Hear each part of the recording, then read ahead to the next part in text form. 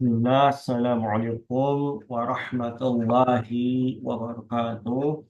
Waalaikumsalam. Waalaikumsalam Alhamdulillah warahmatullahi saya wabarakatuh. bersyukur lahu ala taufiqi wa imtinanih wa asyhadu an la ilaha illallah wahdahu la syarika lahu ta'ziman li sya'nih wa asyhadu anna Muhammadan abduhu wa rasuluhu ad-da'i ila ridwanih. Allahumma salli ala Muhammad wa ala alihi wa ashabihi wa ikhwani. Alhamdulillah, Allah Subhanahu wa Ta'ala memudahkan kita untuk berjumpa kembali pada pertemuan yang ketiga, yang mana insya Allah Ta'ala kita akan melanjutkan pembahasan kita yang mana membahas sebuah kitab ya yang bernama Al-Khalasah Al-Asasiyah min Masailil I'tiqadiyah. Saya akan share screen dulu. Oke,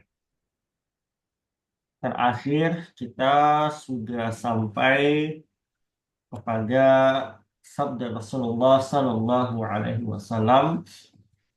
Qala Nabi Sallallahu Alaihi Wasallam, "Man mata la yusyriku billahi syai'an faqad haramallahu alaihi nar." Ya, barang siapa yang wafat kemudian dia tidak wafat dalam keadaan ya mempersekutukan Allah ya dengan sesuatu apapun, maka Allah haramkan atasnya neraka. Maka saya ada sebuah pertanyaan untuk teman-teman analisa. Jika melandaskan hadis ini, apakah orang-orang yang tidak pernah ya melakukan kesyirikan, tapi dia terjatuh pada dosa besar lain, misalnya berzina atau memakan harta riba misalnya, apakah mereka juga tidak ya atau apakah mereka juga diharamkan atas neraka Allah Ta'ala? Apakah ini bermakna mereka ya walaupun dosa besar seperti berzina, tapi selama mereka tidak melakukan kesyirikan, apakah mereka tidak akan diazab oleh neraka Allah Subhanahu wa Ta'ala? Ada yang bisa jawab? Saya start Silakan Pak Sahid. coba. Eh, eh, Seorang mukmin yang tidak terjatuh kepada kesyirikan, namun terjatuh pada dosa besar, maka dia dibawa kehendak Allah Subhanahu wa Ta'ala. Jika Allah menghendaki, maka Allah akan mengazabnya. Jika Allah menghendaki ampunan, maka Allah Subhanahu wa Ta'ala mengampuninya. Masya Allah, mumtaz. Apa Barakallahu fiikum. Jawabannya bagus sekali, betul ya. Ya, pelaku dosa besar, ya selain kesyirikan, maka kondisi akhirnya di akhirat, ya tergantung keputusan Allah Subhanahu wa Ta'ala. Ada pun orang yang dia, ya sekalipun amalnya banyak, misalnya haji berkali-kali, akan tetapi ketika dia wafat, dia melakukan kesyirikan dan belum sempat bertobat, maka ya otomatis ya automatically dia akan ya kekal di jahanam. Ya, betapa perkara ini sangat penting sekali. Ya, sangat penting sekali. Ya, di antara perkara kesyirikan adalah misalnya mempercayai ya ramalan bintang. Di antaranya mempercayai ya kahin atau dukun. Di antaranya mempercayai jimat-jimat. Ya, saya pernah punya pasien ruqyah usia 70 tahun atau 80 tahun, saya lupa. Waktu itu eh ya seorang wanita sudah tua gitu ya. Sang anak mengeluhkan ibunya ini kecanduan rokok, kecanduan rokok. Maka minta tolong untuk saya ruqyah waktu itu. Lalu saya katakan, ya, kalau ibu ini masih mempercayai jimat-jimat, maka ruqyah saya nggak akan bisa ngefek. Ya, karena kesyirikan ini adalah salah satu penghalang atau pembatal ya dari mujarab ruqyah. Akhirnya, ya oke, saya nggak percaya sama jimat. Saya ruqyah tidak berdampak sama sekali.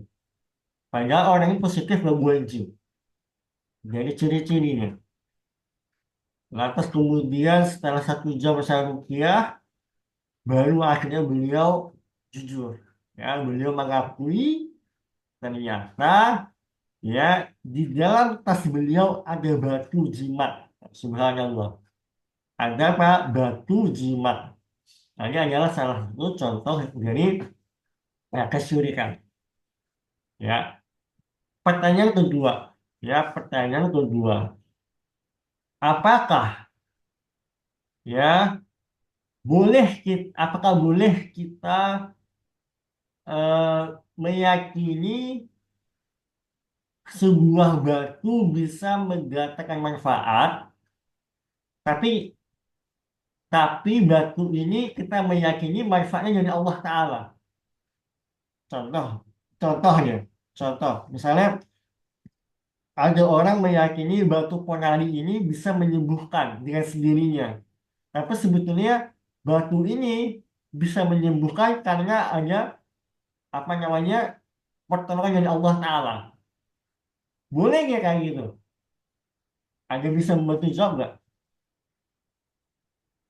Saya ulangi ya. Boleh nggak seseorang meyakini sebuah batu bisa menyembuhkan sebuah penyakit ya secara langsung, tapi dia meyakini bukan batu yang menyembuhkan, Allah yang menyembuhkan. Boleh nggak kayak gitu? Apa Ustaz? Coba Pak Syahid ya silakan. Ya, saya coba Ustaz. Hah? Eh, saya coba dulu Ustaz ya. Apa namanya? Eh, meyakini sebuah benda yang bukan menjadi sebab, maka termasuk kesyirikan Ustaz. Tidak boleh. Nggak boleh. Oke, bagus. Jawabannya betul ya. Nah, jadi para ulama. Pertanyaan kedua ya. Boleh nggak meyakini misalnya eh misalnya apa contohnya? Misalnya habatus sauda. Boleh nggak meyakini habatus sauda ini ya herbal ya bisa ya bisa menyembuhkan atau mengobati sakit masuk angin, tapi kita meyakini bukan dia yang menyembuhkan sebetulnya, Allah yang menyembuhkan kita. Boleh nggak kayak gitu? Kalau tadi kan batu nih, misalnya batu menyembuhkan asma misalnya. Nah sekarang saya ganti, habatus sauda bisa menyembuhkan masuk angin, tapi kita meyakini Allah yang menyembuhkan. Ya, sama kayak tadi ya kasusnya. Sama-sama meyakini Allah yang menyembuhkan, tapi objeknya beda. Satu batu, satu habatus sauda. Coba dianalisa dulu pertanyaannya. Ada bisa bantu jawab? Pak Agus mau coba? Eh, Kalau dengan obat gitu, kita yakin yang menyembuhkan Allah, tapi kita berusaha untuk berobat. Nah, habas sauda itu bagian dari obat gitu, atau apa ya, obat herbal gitu ya, gitu gitu. Ustaz. Jadi kalau Jadi habatus sauda boleh ya, kalau batu nggak boleh. kalau habas sauda, jadi karena ada apa namanya, kayak sunatullah lah, ya, sunatullah kayak kayak dokter mengobati kan yang menyembuhkan Allah, tapi dokter mengobati. Gitu. Habas sauda juga jadi obat yang menyembuhkan Allah. Itu mungkin. Ya betul ya Pak Agus, ya, Masya Allah, Barakallahu fikum. Nah, ini memang kaidah yang penting sekali ya teman-teman ya. Jadi para ulama ya menjelaskan. Ya, kalau kesembuhan jelas kita harus meyakini dari Allah Ta'ala ya. Kita nggak boleh meyakini si A, si B, dokter A, dokter B, obat A, obat B yang memberikan kesembuhan. Nggak, itu wasilah doang. Cuma kesembuhan itu Allah yang kasih, ya kan? Betapa banyak orang sakit minum obat tapi nggak sembuh. Tapi ada juga orang minum obat sembuh. Nah, ini menandakan apa? Kesembuhan itu hak prerogatif Allah Ta'ala. Nah, sekarang persoalannya adalah, boleh nggak kita meyakini sesuatu benda ya menjadi wasilah dari sebuah kesembuhan? Nah, para ulama membedakan. Kalau misalnya benda ini secara ilmiah yang memang bisa menyembuhkan, menjadi wasilah kesembuhan, maka boleh. Ya, kayak habatus sauda ataupun jahe, ya segala macam, maka boleh. Atau ada pengalaman empiris yang membuktikan orang minum ini sembuh dari penyakit A misalnya, maka boleh. Tapi kalau sebuah benda yang secara ilmiah tidak ada kajiannya bisa menyembuhkan misalnya gitu kan, ataupun secara empiris tidak pernah terbukti batu ponari bisa menyembuhkan asma misalnya, maka nggak boleh kita meyakini. Bahkan para ulama mengkategorikannya sebagai syirik kecil, ya syirkun asghar. Nah, ini supaya kita bisa membedakan gitu ya. Dan termasuk di antara kesyirikan kecil adalah kita menyandarkan kesembuhan kepada sebab, ya itu nggak boleh. Contoh ini, sebagian orang mengatakan, ya oh saya sembuh karena minum obat A. Nah, ini hati-hati, memang agak halus, tapi di sini ada pembahasan tauhid di dalamnya. Kalau kita menyandarkan kesembuhan itu semata-mata dari obat atau dari dokter yang memberi kesembuhan, maka kata para ulama, ya bisa jatuh kepada syirkun asghar, ya kesyirikan kecil. Nah, tapi kalau kita meyakini obat hanya sebagai wasilah, nah itu insya Allah yang ditutup oleh syariat Islam. Baik, kita lanjutkan materi baru. Ya, saya persilakan kepada Bapak Agus ya. Atau sebelumnya pada pekan lalu yang belum pernah siapa ini? Pak Kenal Andik sudah belum ya? belum, Ustaz? Alhamdulillah. Pak Andik, tolong baca dari Mal Aqidatu sampai dengan uh, Al-Aqidatu A'ammu Minat Tauhidi. Tafadhal. Nah, Ustaz. Bismillahirrahmanirrahim. Qala al-musannifu ma aqidatu. Apa itu akidah? Al-aqidatu maknaha ma yasduquhul abdu wa yadinu bihi. Al- Al-aqidatu maknanya ma yasduqu al-abdu, apa yang seorang hamba eh, membenarkan apa atau meyakini, wayatinu bihi, dan memegang erat sesuatu tersebut dengannya. Kaifa takunu aqidatu sahihatan salimatan wa kaifa takunu batilatan wa fasidatan. Bagaimana akidah yang sahih dan selamat, dan bagaimana yang batil dan yang rusak. Takunu aqidatu sahihatan salimatan ida wafaqat ala ma ba'atsallahu bihi rusulahu wa anzala bihi kutubuhu. Adapun akidah yang sahih dan selamat ida wafaqat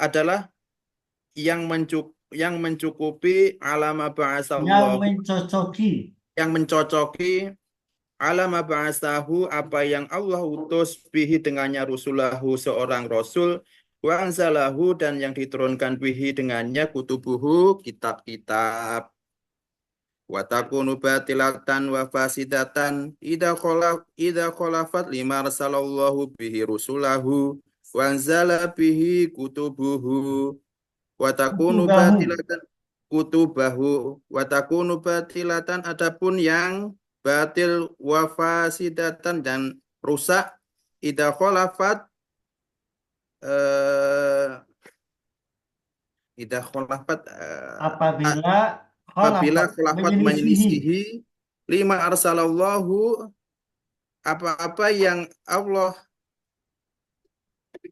apa-apa yang arsala diutus Allah oleh Allah padanya rusulahu seorang rusulahu rasul ba'anzala bihi kutubahu dan yang diturunkan bihi padanya kitab-kitab Eh, maka bentar, saya koreksi bentar ya.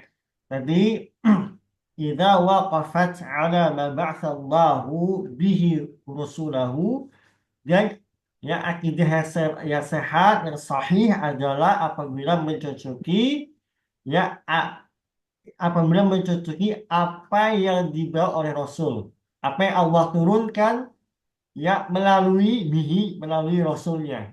Jadi mencocoki melalui apa? Hadis. Itu maksudnya. Ya. Wa anzala bihi kutubahu, dan apa yang Allah turunkan atau Allah jelaskan ya melalui kitab-kitabnya, yaitu Al-Qur'an gitu ya salah satunya. Wa takunu batilatan, dan akidah yang batil, wa fasidatan, dan yang rusak, ya idza khalafat apabila menyelisihi lima arsalallahu bihi, ya apabila menyelisihi apa-apa yang Allah turunkan melalui Rasulnya. Berarti apa? Apabila menyelisihi hadis sahih, wa anzala bihi kutubahu, dan apabila menyelisihi apa yang Allah turunkan atau apa yang Allah jelaskan di dalam kitab-kitabnya. Saya sedikit tadi ada terlintas sebuah faedah terkait masalah asma wa sifat ya. Eh, Orang-orang Asy'ariyah misalnya atau Mu'tazilah atau semacamnya gitu kan, mereka tidak mau mengimani banyak dari asma Allah dan sifat Allah Ta'ala.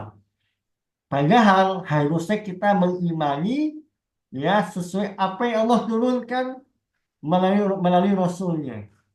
Ini sesuai dengan apa penjelasan mu'alif. Ya, kata mu'alif wa takunu batilatan wa fasidatan idza khalafat. Nah, akidah yang rusak itu kalau dia menyelisih apa? Menyelisih penjelasan Allah. Yang Allah jelaskan melalui Al-Quran atau melalui Rasul yang disampaikan oleh atau melalui hadis yang disampaikan oleh Rasulullah Sallallahu Alaihi Wasallam. Nah, ini sedikit faedah. Atau wasil, Pak Andi. naam Ustaz. Tuwasil. Naam.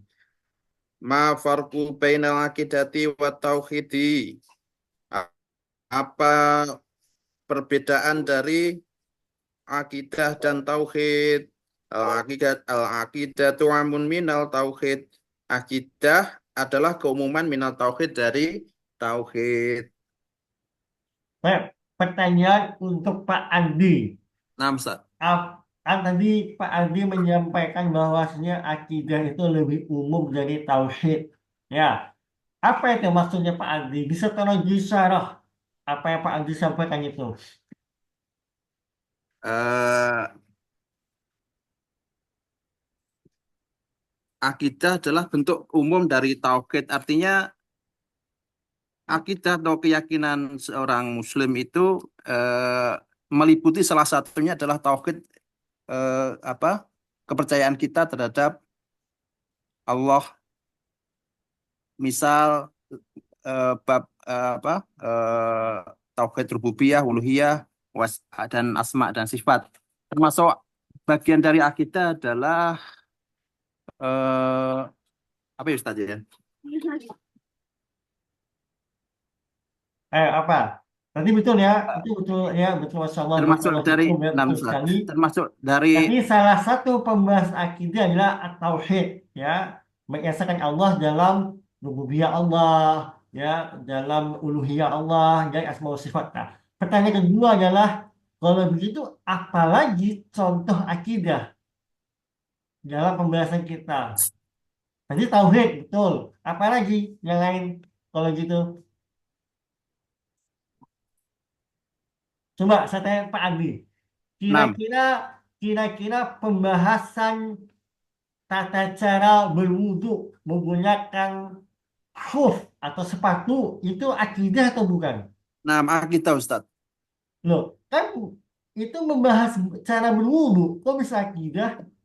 Eh, Syariat menetapkan pada kita dan umat Islam meyakini bukan hanya dengan akalnya bahwasanya pada contoh tersebut toharoh, wudhu, tayamum ataupun bersuci yang lain itu eh, bisa mensucikan seorang hamba pada saat ingin beribadah. Misalnya mengusap sepatu itu bagian dari keyakinan atau akidah karena yang lebih pantas untuk dibersihkan adalah bagian alasnya, bukan bagian Bekas. atas dari sepatu. Begitu juga demikian juga dengan berwudu. Pembatal wudu salah satunya adalah keluarnya sesuatu zat dari hubul ataupun dubur, maka yang paling pantas untuk dibersihkan, yang disucikan pada saat berwudu adalah jalan depan ataupun jalan belakang. Itu adalah bagian dari keyakinan, bukan hanya bagian pertimbangan akal. Demikian Ustaz. Masya Allah, barakallahu fikum, mumtaz ya. Barakallahu fikum, ya betul Pak Andi ya. Jawabannya sangat lengkap dan komprehensif. Masya Allah, Nah, barakallahu fikum. Berikutnya, kemarin yang belum kayaknya Pak Risno ya. Assalamualaikum Pak Risno dari Cirebon. Apakah sudah tersambung Pak Risno? Oke, saya beralih ke Pak Habib. Pak Habibur Rahman.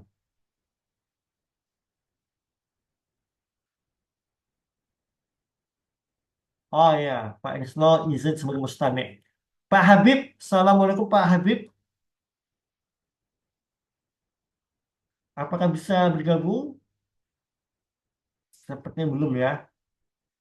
Kalau Pak Abdul Latif sudah kemarin? Sudah Ustaz. Kayaknya Pak Ya, Syahid belum. sudah ya. Sudah Ustaz.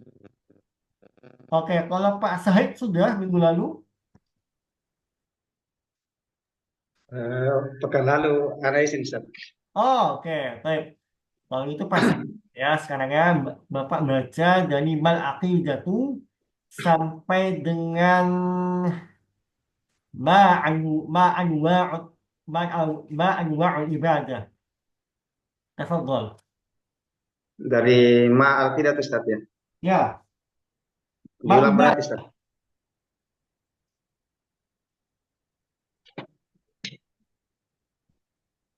Bismillah.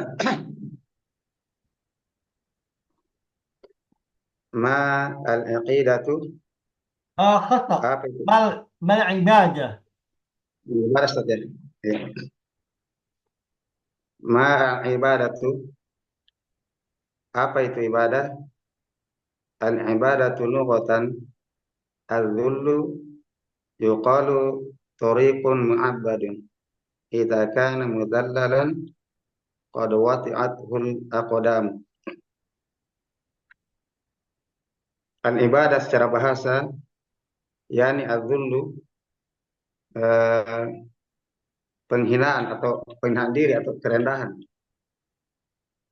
Yuqalu dan dikatakan tariqun mu'abbadun, yaitu jalan yang rendah atau jalan aspali sendat Ustaz. Idza kana mudhallalan, jika jalan itu telah rendah atau rata, qad wati'athul aqdam, maka kaki-kaki bisa berjalan di atasnya. Wa syar'an, secara istilah ismun jami'un likulli ma yuhibbuhu Allah wa yardahu minal aqwali wal a'mali al-batinatu wa zahiratu.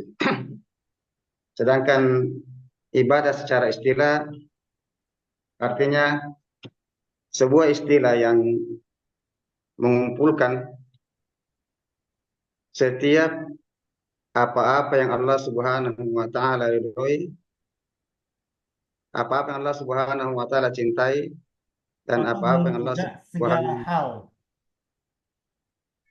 wa segala hal. Segala hal apa yang Allah cintai dan apa yang Allah ridhoi berupa perkataan dan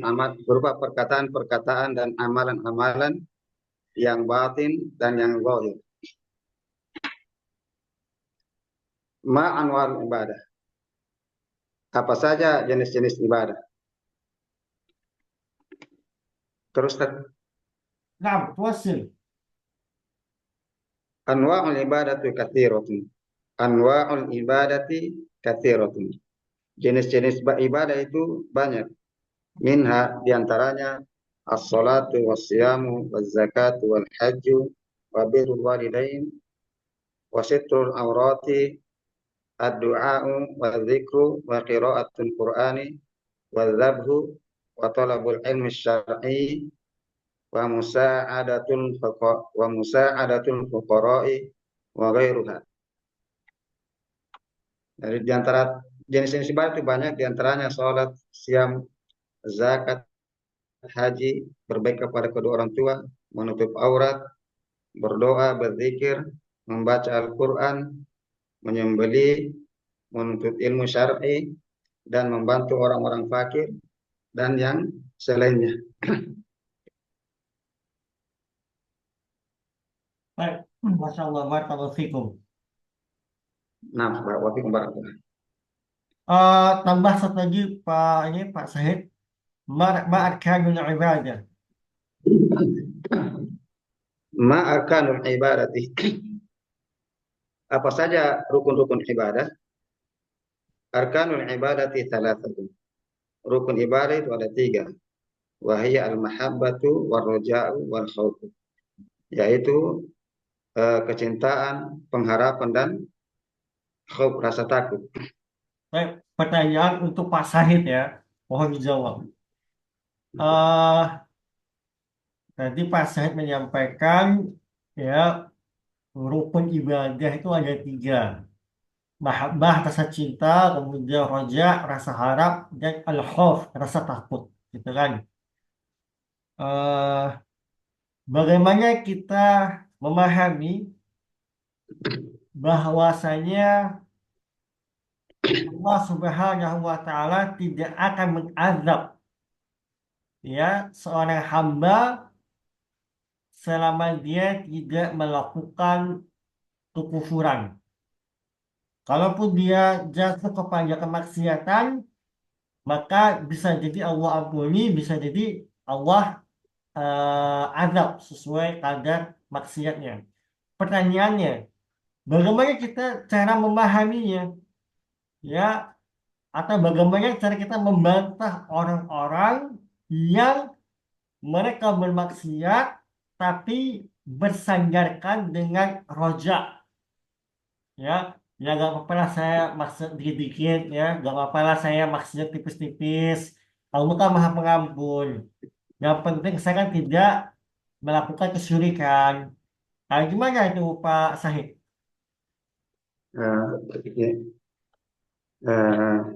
Bismillah. Bagaimana ya, Ustaz? Pak, saya punya Ustaz. punya anak kan ya? Ada Ustaz ya. Berapa anaknya? Baru 8 Ustaz. Oh, subhanallah. Paling besar usia berapa? Sudah baru-baru sudah bulan kemarin Ustaz. Yang paling besar. Usia berapa? Usia berapa tadi? Tidak pernah tinggal. Ya, anggaplah usia 20 ya, atau 24 ya. 6 Ustaz ya. Nah, anggaplah 24. Nah, seumpama la qadarullah ya la qadarullah ya, anak Ustaz. Pak Sahid ya menyampaikan, Pak Sahid, yuk kita bisnis yuk, tapi kita minjem ke bank ribawi aja, nggak apa. Eh, Toh kita bisa tobat nanti.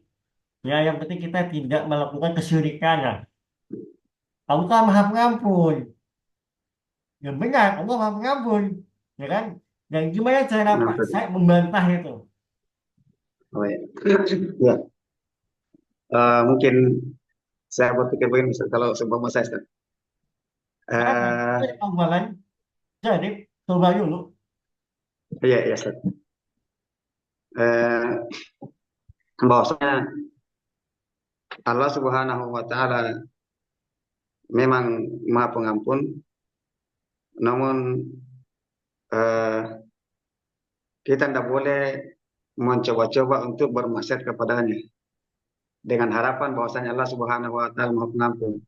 Karena boleh jadi sementara kita bermaksiat, Allah Subhanahu wa taala mewafatkan kita, atau bahkan dengan maksiat itu Allah Subhanahu wa taala eh, membuat kita lebih gemar lagi untuk bermaksiat, sebagaimana yang dipahami bahwasanya al-iman yazidu bit ta'ah wa yanqus bil ma'siyah. Walau alam, saya kurang paham, Ustaz. Baik. Berarti bisa jadi Allah mewafatkan kita gitu ya ketika maksiat. 6 Gitu saja. ya. Iya, 6 saja. Oke, jawabannya Pak Sahib langsung baca paragraf berikutnya. Wala ya Iya, saja. juzu. Tafadhol Pak Sahib. Lanjutkan. Fala yajuzu lil mu'mini ayya atamida 'alal khawfi faqat hatta yaqnutu min rahmatillahi wa la ya'tamida 'ala ruja'i faqat hatta ya'mana min adzabillahi. Maka tidak boleh bagi seorang mukmin untuk bergantung di atas rasa takut Ya, saja, kami itu lebih tepat bersandar. bersandar ya, bersandar. Tidak boleh bersandar di atas rasa takut saja sampai dia berputus asa dari rahmat Allah Subhanahu wa taala. Wala ya'tamida ala rojai, dan tidak boleh bersandar di atas rasa harap saja semata hingga dia merasa aman dari azab Allah Subhanahu wa taala. Bal yakunu khaifan rodian. Akan tetapi dia harus eh, ada rasa takut dan rasa harap. Ya khafu adzabahu wa yatrukul ma'asiyah wa yabta'idu minha. Maka dia takut dari azab Allah dan meninggalkan maksiat dan menjauhinya, serta menjauhinya. Wa yarju rahmatahu wa ya'malu bi ta'ati azza wa jalla. Dan dia berharap rahmat Allah dan melakukan amalan-amalan dengan mentaati azza wa jalla. Kama qala a'udzu billahi minasyaitonir rajim. Ulaika alladziina yad'una yabtaguna ila rabbihim wasilah ayyuhum aqrabu wa yarjuna rahmatahu wa yakhafuna 'adzabahu inna 'adzaba rabbika kana mahdhura. Mereka itulah orang-orang yang mereka doai, mereka itu mencari wasilah kepada Rabb mereka, mana yang paling dekat, dan mereka mengharap rahmat Allah dan mereka takut akan azab Allah Subhanahu wa taala. Sesungguhnya azab Allah itu sangat ditakuti. Nah, Ustaz. Masya Allah, barakallahu fikum. Ya, Waalaikumsalam. Pak Sahid bisa kasih satu faedah nggak dari ayat terakhir yang Pak Sahid baca ini? Ya, Ustaz. Pak Sahid bisa bantu kasih satu faedah nggak berkenaan ayat yang Pak Sahid bacakan barusan? Baik, ya, Ustaz. Nah, Ustaz, ya. Yang pertama mungkin Ustaz yang bisa diambil pelajaran bahwasanya orang-orang yang diseru atau orang-orang yang doa oleh orang-orang musyrik itu juga sesungguhnya mengharap rahmat Allah Subhanahu wa taala. Jadi orang-orang yang didoai atau orang-orang yang jadikan wasilah oleh orang-orang musyrik itu juga justru mereka mengharap rahmat Allah Subhanahu wa taala dan mereka takut kepada Allah Subhanahu wa taala. Masya Allah, mumtaz. Barakallahu fikum, betul ya. Itu Ayat pendapat. ini membantah orang-orang kufar ya yang mereka mengambil wasilah kepada misalnya orang-orang soleh yang sudah wafat ya, mereka berdoa kepada fulan ya, ya, mereka berharap orang-orang yang soleh yang wafat ini menjadi wasilah mereka kepada Allah Subhanahu wa taala. Padahal ya orang-orang soleh ini malah berharap apa? Langsung kepada Allah Subhanahu wa taala. Dan mereka ini lebih takut ya dengan azab Allah Jalla fi'ala. Barakallahu fikum, Masya Allah. Itu barakallah. Berikutnya Pak, oh ini masih ada ya? Masih lanjut Pak Sahib. Terakhir. Ya. Wal khawfu war raja'u idza jatama'a dafa'al abda ila al-amali wa fi'lil asbabin nafi'ati. Dan rasa takut dan roja jika keduanya bersatu, keduanya menghindarkan hamba itu kepada amalan-amalan dan perbuatan yang bagaimana? Ya. Dafa'a itu mendorong Mendorong saya atau memotivasi. ya, maksudnya. Rasa takut dan harap jika keduanya bersatu, keduanya mendorong seorang hamba kepada amalan-amalan dan perbuatan yang memberikan sebab yang bermanfaat. Yang bermanfaat, ya. Sebab yang bermanfaat. Fa innahu ma'ar roja'i ya'malu ta'ati roja'a sawabahu. Maka sungguhnya dia bersama roja, dengan roja, dia akan melakukan amalan ketaatan karena berharap balasannya. Wa ma'al khawfu yatrukul ma'asiyah khawfa iqabi. Dan dengan rasa takut dia akan meninggalkan maksiat karena takut dari siksaannya. Amma idza ya'isa min rahmatillahi, adapun jika dia putus asa dari rahmat Allah, fa innahu yatawaqqafu 'anil amalis shalih, maka dia akan berhenti dari amalan soleh. Wa idza amina min adzabillahi wa uqubihi, jika dia merasa aman dari azab Allah dan hukuman Allah, fa innahu yandafi'u ila fi'lil ma'asi, maka semuanya dia akan terdorong kepada perbuatan maksiat. Baik, Masya Allah, barakallahu fikum. Saya berdasarkan tentang sebuah faedah dari Imam Ibnu Qayyim rahimahullah.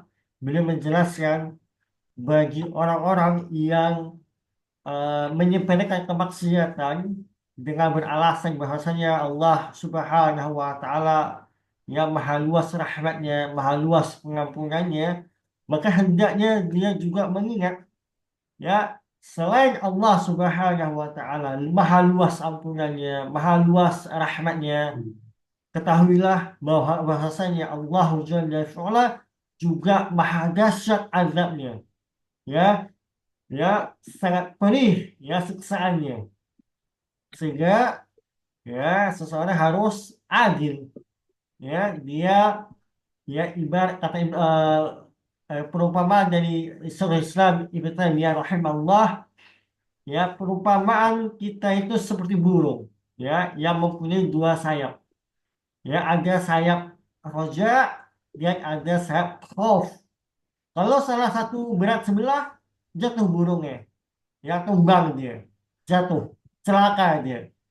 Nah, tapi kalau kedua sayapnya berfungsi secara normal, maka insya Allah Ta'ala hambanya akan selamat. Dia tidak menyepelekan kemaksiatan, ya, dan dia juga tidak putus asa kalau dia jatuh dalam maksiat. Dan juga orang-orang yang la qadarullah, ya, terjatuh dalam kemaksiatan, maka bab bab roja ini menjadi sangat penting. Ya, banyak orang subhanallah dia nggak mau sholat karena merasa sudah pasti masuk neraka. Ya, saya menjumpai itu ya beberapa orang, ya sudahlah, sudah kandung basah, ya saya sudah banyak maksiat, ya sekali aja gak sholat, ya. Nah gitu, alasan gitu. Sudah alasan mereka sudah kadung kotor. Ya udah sekalian aja gak usah sholat, gak usah puasa. Nah, ini salah. Ya, ini mereka ya karena melepaskan bab tentang roja. Mereka lupa Allah Subhanahu wa taala Maha Pengampun. Hadis tentang wanita Israiliyat, ya, wanita Israel, Bani Israel yang dia adalah seorang pelacur. Akan tetapi ya dengan kejernihan hatinya dia masuk ke dalam sumur untuk memberikan air kepada anjing yang tidak ada manusia melihatnya. Tidak ada manusia melihat, sehingga yang nggak mungkin dia menolong anjing itu karena mengharapkan pujian. Ya, maka maka oleh itulah Allah Subhanahu wa taala memberikan dia apa? Ya, taufik, ya, pengampunan. Nah, jadi ya kita harus seimbang antara roja, ya, rasa harap, dan khauf, rasa takut. Baik, berikutnya Nastamir ila Syekh Agus, ya, Pak Agus silakan tafadhol. Eh, Bismillahirrahmanirrahim. Ma syurutu qubulil ibadati. Apa syarat-syarat diterimanya ibadah? Innal ibadata la tuqbalu illa bisyartaini.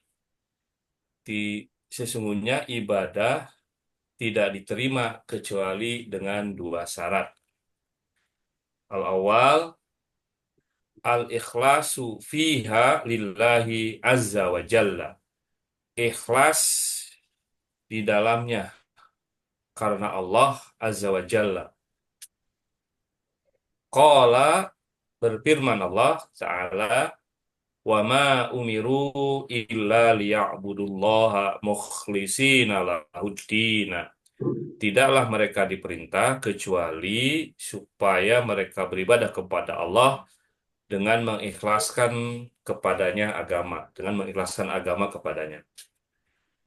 Asani al-mutaba'atu lirrasuli sallallahu alaihi wasallam.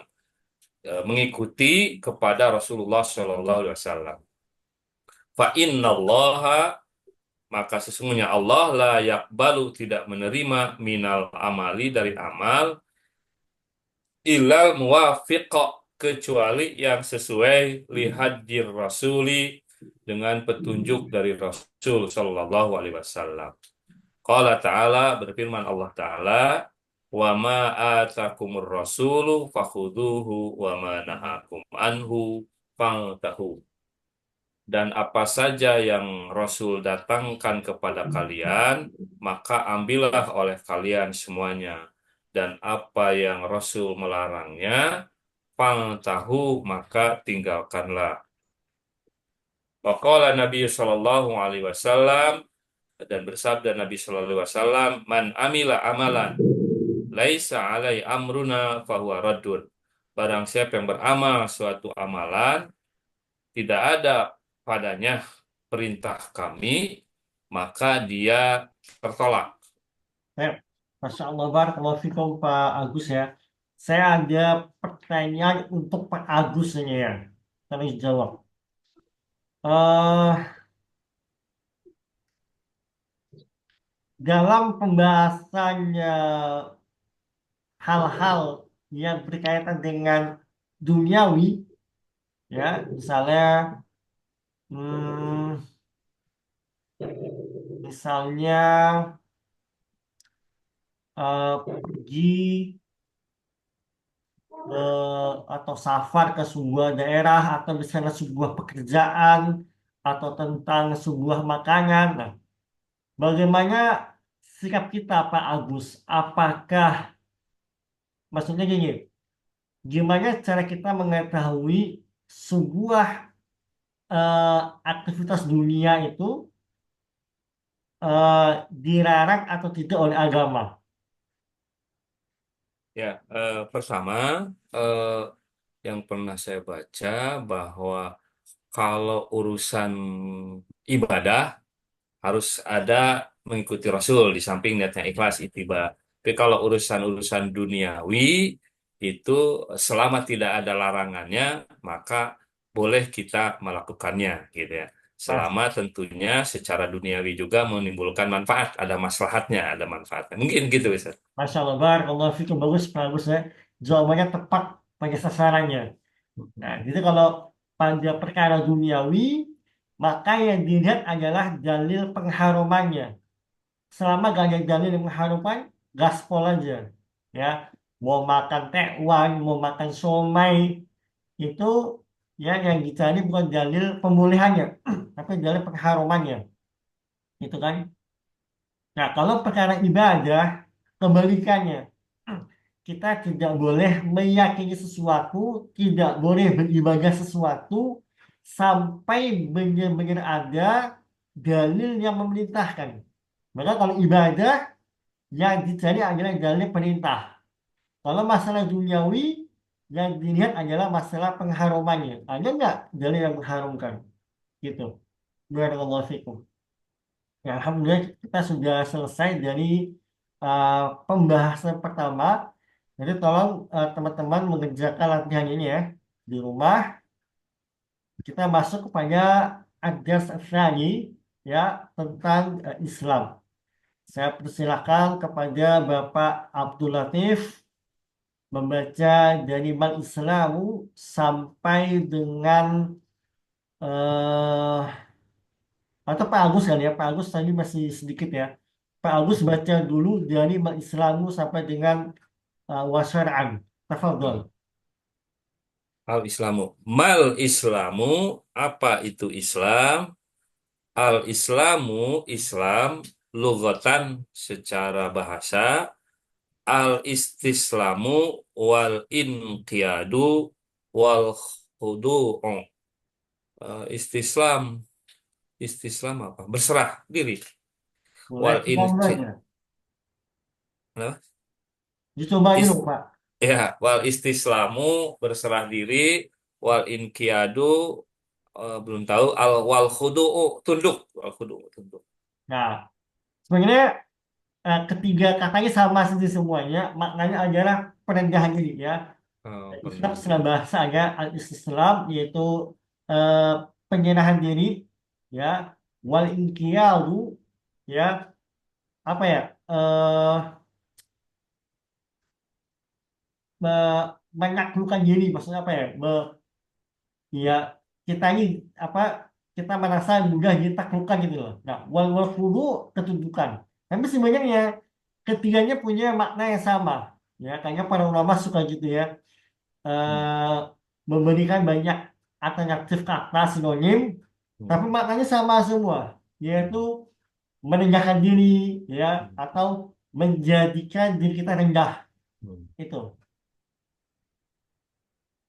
Wasyar'an, Wa syar'an dan secara syariat al-istislamu lillahi bitauhidi wal khulusi dan Islam itu artinya berserah diri kepada Allah dengan tauhid wal khulusi dan dengan ikhlas minasyirki dari syirik bersih dari kesyirikan wal inqiyadu lahu bit taati dan tunduk kepadanya dengan ketaatan. nah, Masya Allah, barakallahu fikum. Berikutnya Pak Abdul Latif, ma mafhum al-Islam wal iman idza istama'a dzikruhuma fi nafs wahidin. Tafadhal. Bismillahirrahmanirrahim. ma mafhumu al-islami wal imani idza jatama'a dzikruhuma fi nassin wahidin. Apa yang dimaksud terhadap Islam dan iman apabila keduanya berkumpul penyebutannya di dalam satu nas.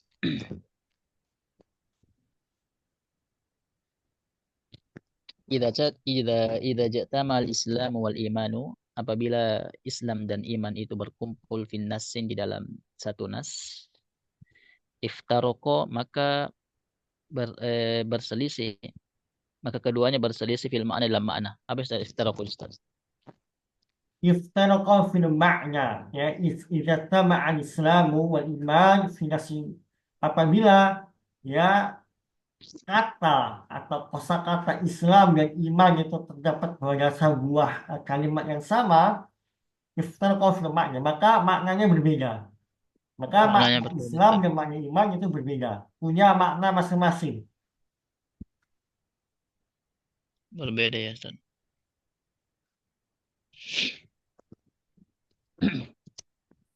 Fayuroda bil islami maka adapun yang diinginkan makna Islam itu ialah al-a'malud dhahirah, Pak Abdul Latif ialah suaranya kecil sekali, bisa agak ditambah volume suaranya. ya bagaimana Ustaz? Sudah bagaimana? Jelas, jelas. Ya. Fayuroda fayuradu fayuroda bil islami al-a'malud dhahiratu. Maka adapun yang diinginkan dengan makna Islam itu ialah amalan-amalan yang nampak, minal ibadati dari ibadah, kas salati seperti salat, wa zakati seperti zakat dan zakat, wa yuroda ini wa yuroda atau wa yurodu Ustaz Wa ini? yuradu. Iya kok ada yang mansub itu. Wa yurodu bil imani maka adapun yang diinginkan makna daripada makna iman itu ialah al-i'tiqadu al-batinatu, ialah keyakinan. I'tiqadat. Nah, Ustaz, I'tiqadat. al-i'tiqadatu al-batinatu ialah keyakinan yang Batin. batin. Ya, Ustaz. Kal imani billahi ta'ala seperti beriman kepada Allah Ta'ala. Ad-dalilu, adapun dalilnya ialah hadis Jibril, hadis dari Jibril annahu qala, yang mana Jibril mengatakan, ya Muhammad, mal imanu, wahai Muhammad, apa itu iman?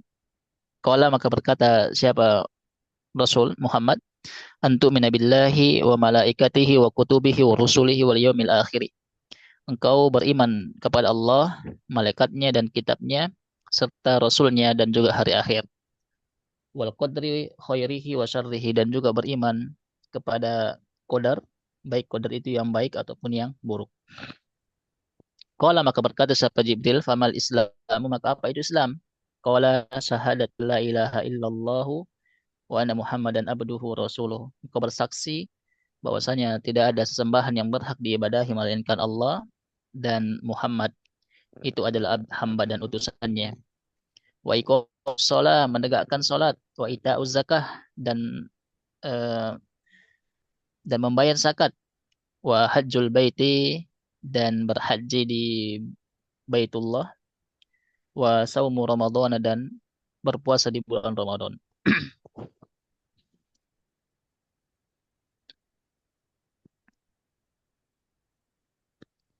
Wa idza iftaraqa fi nassin ijtama'ah maka apabila keduanya itu berbeda, Apabila apabila Islam apabila kata Islam dan iman itu tidak pada satu nas yang sama atau terpisah ya, maka apa? Yustama'a. Maka maknanya saling melengkapi. nah, wa idza iftaraqa apabila kalimat Islam dan iman itu berbeda, berpisah di dalam satu nas, maka ijtama'a maka maknanya berkumpul atau sama. Saling melengkapi. Saling melengkapi ya Ustaz. Ijab tamak bisa saling melengkapi. Saya tulis Ustaz.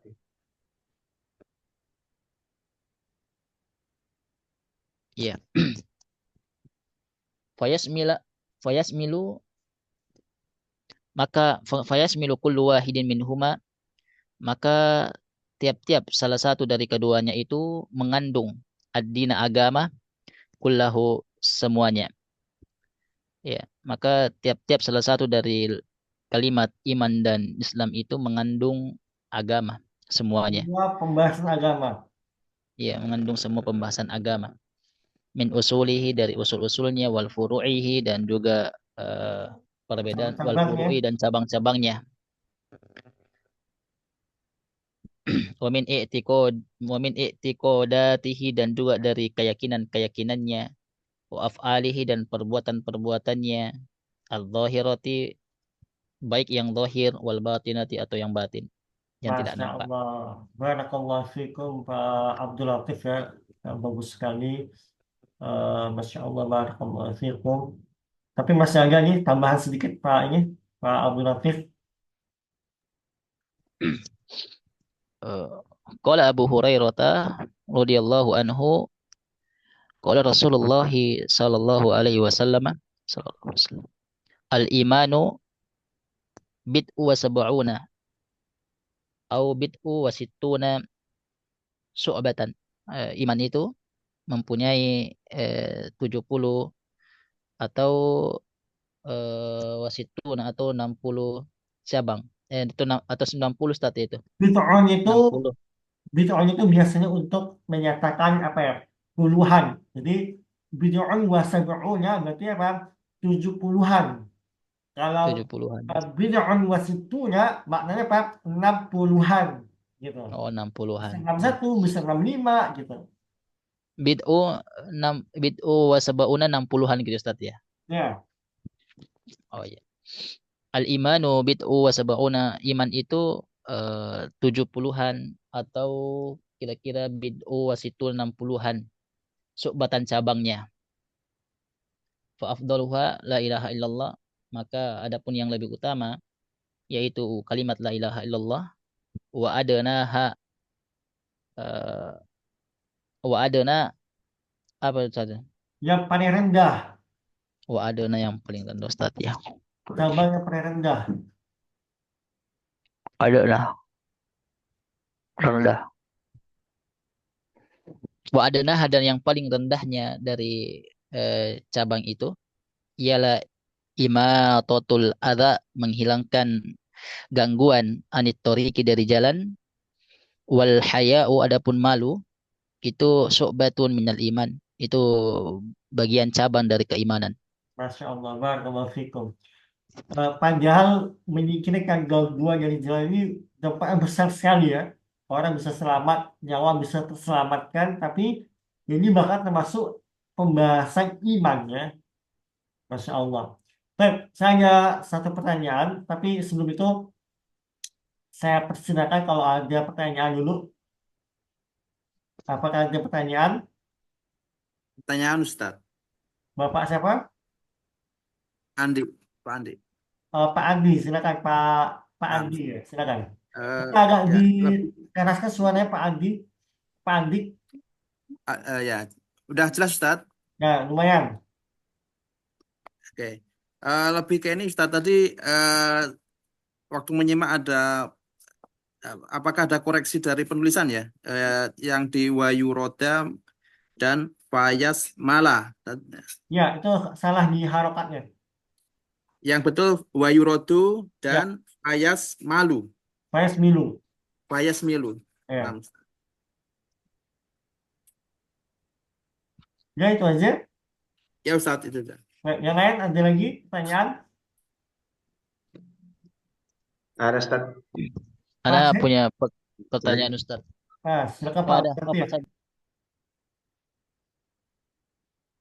Tafadhol, Pak Abdul Latif. Apa namanya Ustaz ya? Kemarin gini kan ini berkaitan dengan tadi masalah keyakinan tentang masalah tauhid juga. Kemarin istri saya itu melahirkan Tapi mengenai mertua kami itu masih percaya yang dikatakan jampi-jampi. Ya, jampi-jampi. Ada katanya jampi-jampi itu kalau dibacakan jampi-jampinya, anaknya bisa keluar cepat gitu loh. Ya. Bagaimana kira-kira kita menanggapi hal tersebut bermuamalah dengan mereka? Ya, sedangkan saya sudah mempelajari kalimat-kalimat jampinya itu mengandung kalimat-kalimat unsur kesyirikan, Ustaz. Bagaimana Apa cara contoh apa bermuamalah? contoh kalimat jampinya kalau boleh tahu? Itu kalimatnya itu pakai bahasa Bugis, Ustaz. Kalimatnya pakai bahasa Bugis yang berarti itu apa ya? Saya tulis ini, Ustaz. Anunya, saya bahasa Indonesia akan contoh contoh kalimatnya saja itu eh, jangan dia menyebutkan nama makhluk dengan makhluk itu dia katakan jangan halangi anak ini melihat dunia. Kalau kamu tidak halangi, nanti saya berikan sesajen misalnya seperti semacam apa namanya? Semacam beras begitu, ketan Ya, diberikan ya, seperti itu, Ustaz. ya, ya. Memang Ya. kalimat ini sebenarnya kalimat sihir ya Pak Abdul Latif ya. Di semua Iya, Ustaz. daerah sama, sama sirohnya, sama format ucapannya. Ini adalah salah satu kalimat sihir. Kalimat sihir itu saya punya kitab ya. Kan saya ambil bentar ya, tunggu bentar. Semuanya.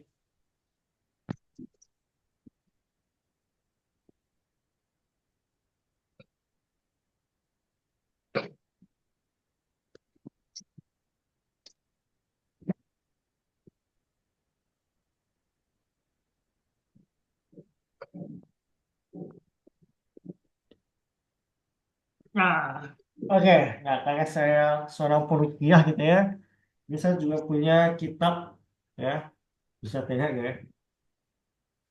Ini kitab yang dipelajari di banyak pesantren ya, dan mengajarkan ilmu sihir. Ini lihat nggak ya? Lihat, Ustaz. Wah, blur ya. Rabun-rabun ya. Nah, ini, lihat ya. Oke. Kalau hal, memang eh, memang PR kita ya. Sihir itu diajari secara formal di banyak pesantren ya. Kalau tadi lupa sihirnya pakai bahasa Bugis ya. Nah, maka Kalau bentuknya nih, Ustaz, bacanya begini, Ustaz, supaya mungkin bisa didengar bacanya itu.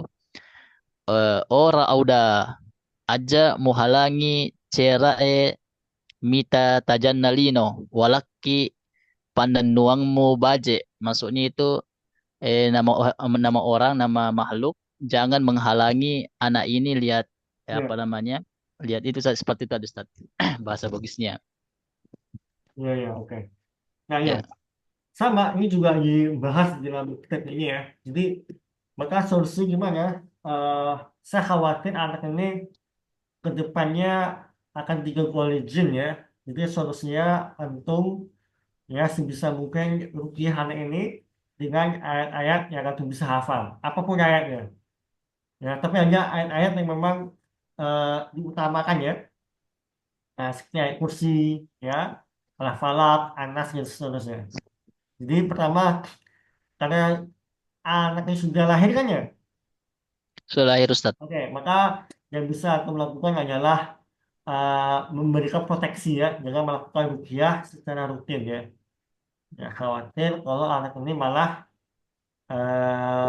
diikuti oleh jin ya, wa Ya, ada Artinya beberapa saya larang Ustadz kemarin, Afwan Ustadz. Kemarin itu waktu mau dibacakan saya larang Ustadz. Jadi saya bilang tolong bacakan saya dulu itu jimatnya. Kalau sesuai dengan apa yang saya ini kan ya saya persilahkan. Tapi memang kalau misalnya ucapan itu tidak mengandung kalimat-kalimat apa namanya kesyirikan, jangan dibacakan. akhirnya Setelah dibaca. setelah dia bacakan itu, saya apa namanya saya amati yaitu maknanya mengandung kalimat-kalimat kesyirikan. Jadi saya cegah Ustaz. Jadi yang saya Alhamdulillah. pertanyakan itu bagaimana cara bermuamalah dengan mertua seperti itu Ustaz. Ya, jadi ya ini berarti kan lebih kepada cara berdakwah ya.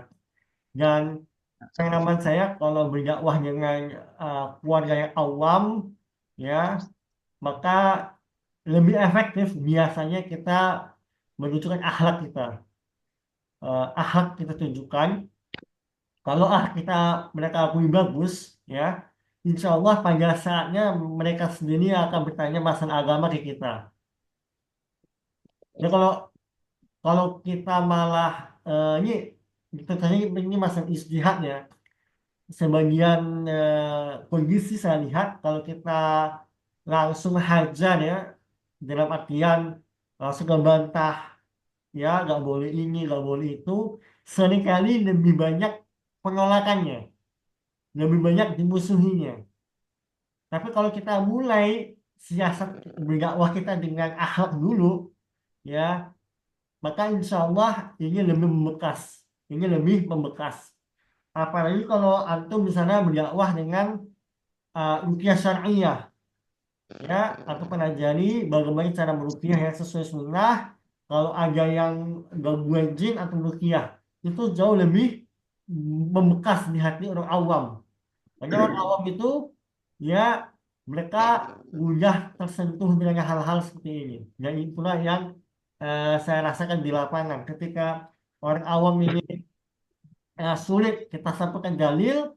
tapi mereka lebih mudah menerima kebenaran ketika mereka sudah mengalami ruqyah syar'iyah. Itu kira-kira. Baik, sudah pukul 7.08. Saya mohon maaf berlebih 8 menit ya. Tadi juga saya telat. Insya Allah Ta'ala kita lanjutkan pada pertemuan yang akan datang. Insya Allah Ta'ala. Saya akhiri dengan doa kafaratul majelis. Subhanakallahumma wa bihamdika asyhadu an la ilaha illa anta wa astaghfiruka wa atubu ilaik. Assalamualaikum warahmatullahi wabarakatuh. Waalaikumsalam warahmatullahi wabarakatuh. Terima kasih Ustaz.